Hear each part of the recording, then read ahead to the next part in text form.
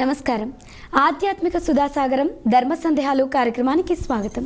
ప్రతినిత్యం మీకు ఎన్నో సందేహాలు కలుగుతూ ఉంటాయి కదా, మరి వాటన్నిటిని నివృత్తి చేసే కార్యక్రమమే ఈ ధర్మ సందేహాలు కార్యక్రమం. ఈనాటి కార్యక్రమంలో మీ సందేహాలన్నీ నివృత్తి చేయడానికి మనతో పాటు ఉన్నారు ప్రముఖ ఆధ్యాత్మికవేత్త డాక్టర్ అనంత లక్ష్మమ్మ గారు. వారితో మాట్లాడి మరిన్ని విషయాలను తెలుసుకుందాం. నమస్కారం అమ్మగారు. నమస్తే అమ్మా. మన మొదటి ఉత్తరాన్ని ఇప్పుడు చూద్దాం అనంత లక్ష్మమ్మ గారు. రాజేశ్వరి గారు కరీంనగర్ నుంచి రాస్తున్నారు. ఆలయానికి వెళ్ళిన ప్రతిసారి టెంకాయ కొట్టాలా? అంత అవసరం లేదమ్మా. ప్రతిరోజు ఆలయానికి వెళ్ళే సంప్రదాయం ఉన్నవాళ్ళు రోజు కొబ్బరికాయ కొట్టాల్సినటువంటి అవసరం ఏముంది? కొబ్బరికాయ కొట్టడం అన్నది తనలో ఉన్నటువంటి అహంకారాన్ని భగవంతుడి ముందు బద్దలు కొట్టడానికి సంకేతంగా చెప్తూ ఉంటారు. మనకున్న పళ్ళన్నింటిలోనూ కూడా గట్టి పెంకు కలిగినటువంటిది కొబ్బరి. పైగా ఆరోగ్యానికి చాలా మంచిది, ఎంతో విలువైనటువంటి పోషక విలువలు కలిగినది. అదంతా పక్కన పెట్టినట్టయితే అది దేవుడి ముందు ఎందుకు కొట్టాలి అంటే, ఆ పెంకు పగిలితే లోపల ఉన్నటువంటి కమ్మని నీరు అలాగే ఆ కొబ్బరి మనకి అందుతాయి. ఆ విధంగా అహంకారాన్ని ఆయన దగ్గర కొట్టడానికి సంకేతంగా కొబ్బరికాయ కొట్టడం అన్నది ఒక అలవాటుగా వచ్చింది. పైగా దీనికి శ్రీఫలం అనేటటువంటి పూర్ణఫలం అనేటటువంటి పేర్లు కూడా ఉన్నాయి. అంటే పరిపూర్ణమైనటువంటి ఆ పోషక విలువలు కలిగింది అనేటటువంటి అర్థంతో. అందుకని కొట్టి ప్రసాదంగా తింటారు. కానీ ప్రతిరోజు ఆలయానికి వెళ్ళినప్పుడు కొబ్బరికాయ కొట్టాలంటే మరి కొంతమంది కొబ్బరికాయ కొట్టలేక ఆలయానికి వెళ్ళడం మానేస్తారు. రోజు ఎందుకమ్మా కొబ్బరికాయ కొట్టడం?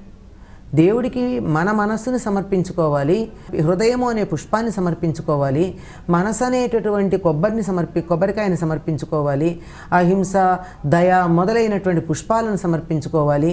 అంతేగాని ఈ ఆడంబరాలు తాపత్రయాలతో అసలు సంప్రదాయం అన్నది, ఈ భక్తి అన్నది కూడా చాలామందికి దూరం అయిపోవడానికి కారణమవుతోంది.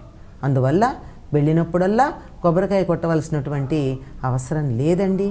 ఏదైనా పండగ నాడో పబ్బన్నాడో ప్రత్యేకంగా కావాలనుకుంటే కొట్టచ్చు, అప్పుడు కూడా కొట్టకపోయినా పర్వాలేదు.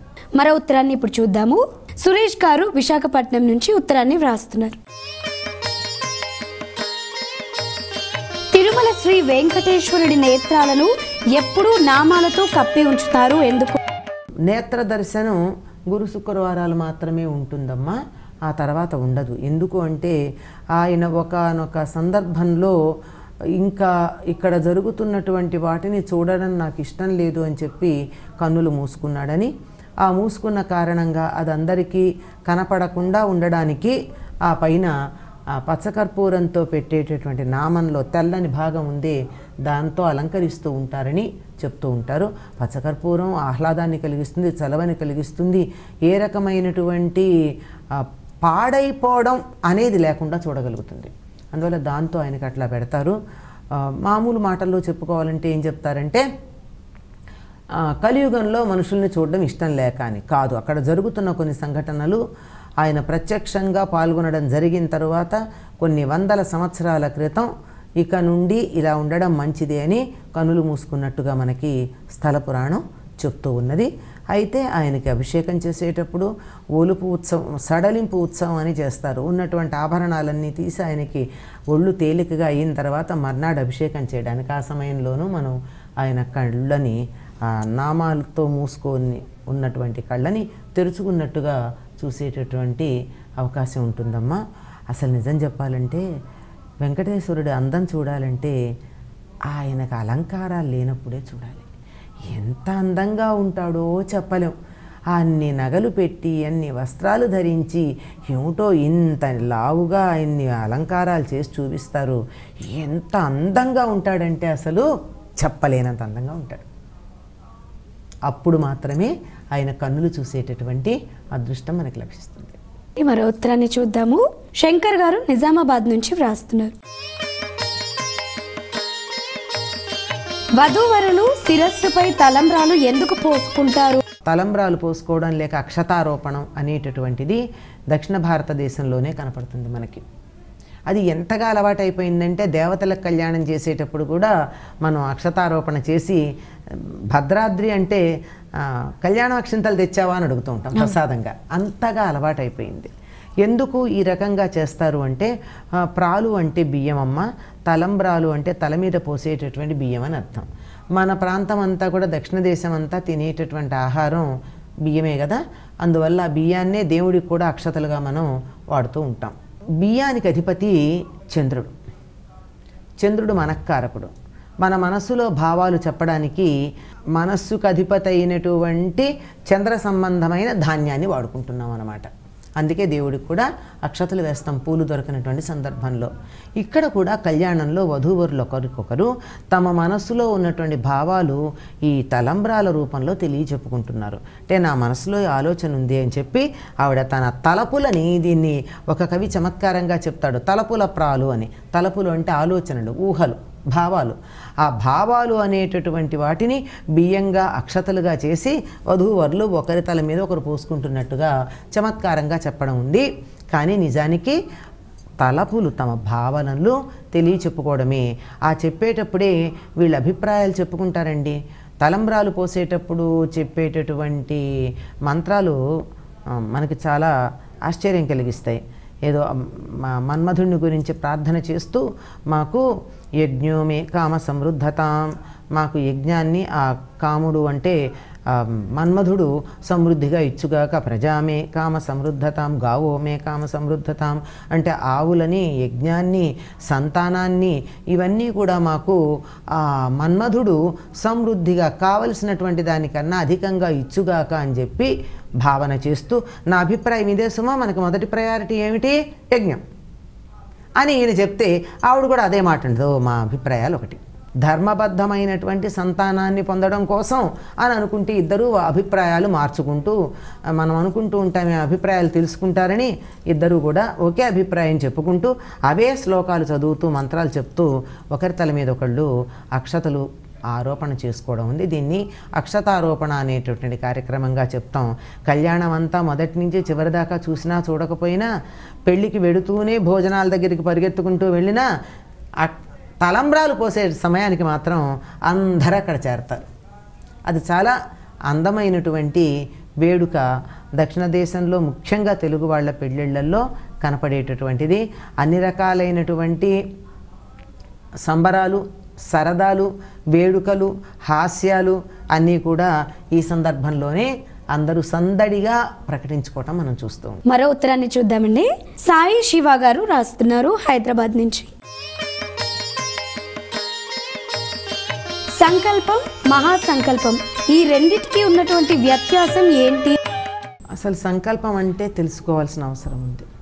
సంకల్పం అంటే దేన్నైనా ఇది కావాలను, ఇది చేస్తానను గట్టి నిర్ణయం తీసుకోవడాన్ని సంకల్పంగా చెప్తాం. ఈ సంకల్పంలో ఏముంటుంది అంటే సమయము, దేశము నిర్దేశించి చెప్పడం ఉంటుంది. అంటే ఫలానా ప్రదేశంలో ఉన్న ఫలానా పేరు కలిగినటువంటి నేను ఈ పూజ చేస్తున్నాను, ఈ వ్రతం చేస్తున్నాను, ఈ యజ్ఞం చేస్తున్నాను, ఈ కార్యక్రమం చేస్తున్నాను అని చెప్పి దాని గురించి గట్టిగా చెప్పుకోవడం. ఎందుకండి ఇది అంటే ఇప్పుడు కూడా మనం చూస్తాం, ఎవరికైనా ఆధికారికంగా ఒక ఉత్తరం రాస్తే అఫీషియల్ లెటర్ అంటాం, అది రాస్తే తప్పనిసరిగా ఏం చేస్తామమ్మా, లోపల మ్యాటర్తో పాటుగా పైన స్టేషన్ అండ్ డేట్ వేస్తాం. మొట్టమొదట స్కూల్లో పిల్లలకి నేర్పేదే కదా, అసలు స్టేషన్ అక్కర్లేదు, అదే పాఠశాల కనుక డేట్ వేయడం నేర్పుతాం.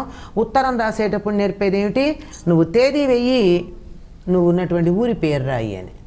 ఎందుకంటే ఎవరు రాస్తున్నారు, ఎప్పుడు రాశారు అని తెలియడానికి.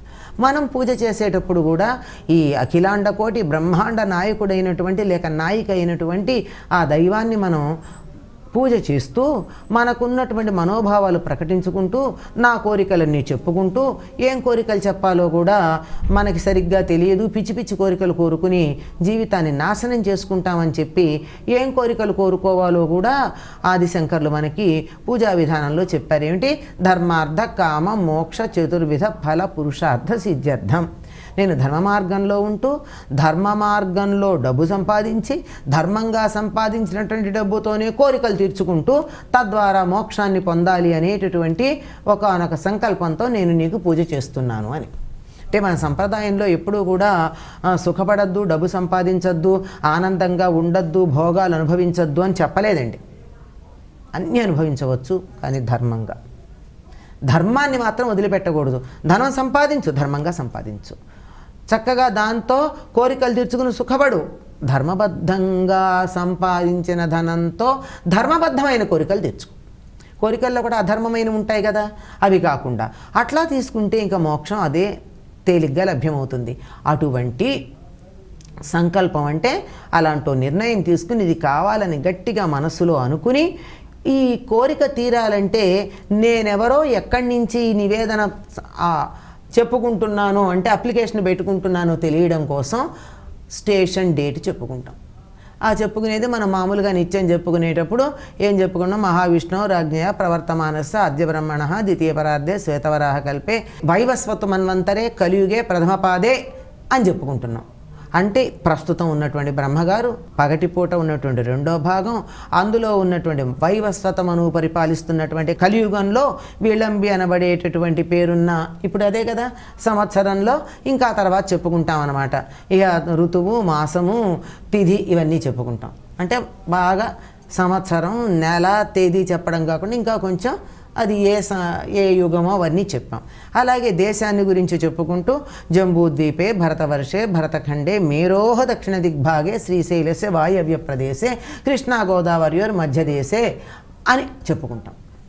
అంటే ఈ బ్రహ్మాండం ఏదైతే ఉందో ఈ బ్రహ్మాండంలో కూడా జంబూద్వీపం అంటే భూమి నేరేడు పండు రంగులో ఉంటుందిట.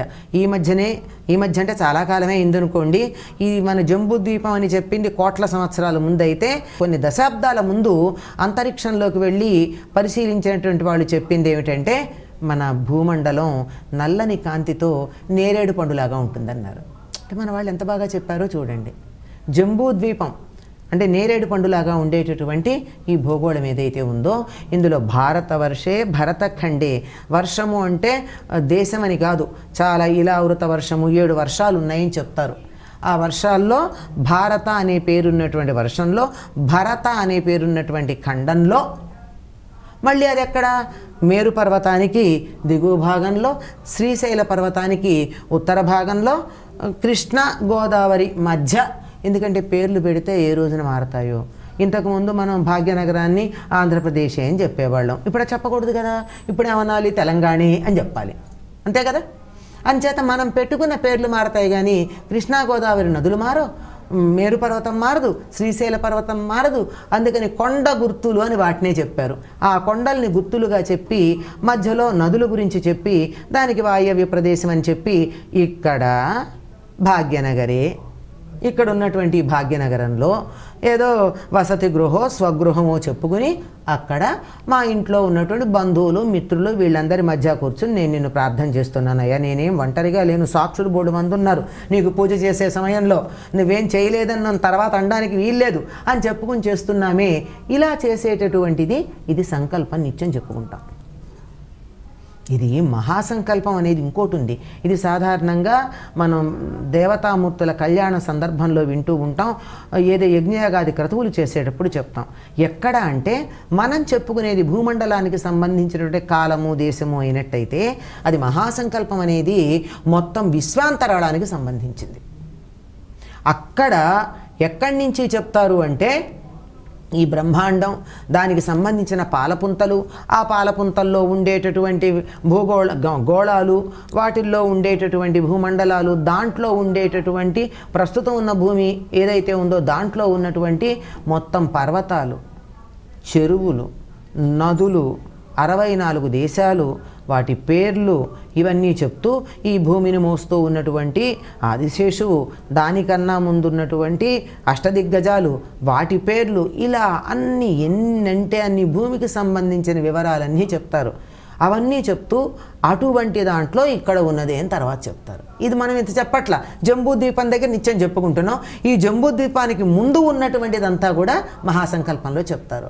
అట్లాగే సమయాన్ని గురించి చెప్పేటప్పుడు వైవస్వత మన్వంతరే అద్య బ్రహ్మణ అని చెప్పాం కదా. ప్రస్తుతం ఉన్నటువంటి బ్రహ్మ గురించి, అంతకుముందు ఉన్నటువంటి బ్రహ్మలు, అంతకుముందు ఉన్నటువంటి మనువులు, అప్పుడు ఉన్నటువంటి రాజులు, 16 మంది చక్రవర్తులు, రాముడు మొదలైనటువంటి చక్రవర్తులు ఉన్నారు, మహాచక్రవర్తులు.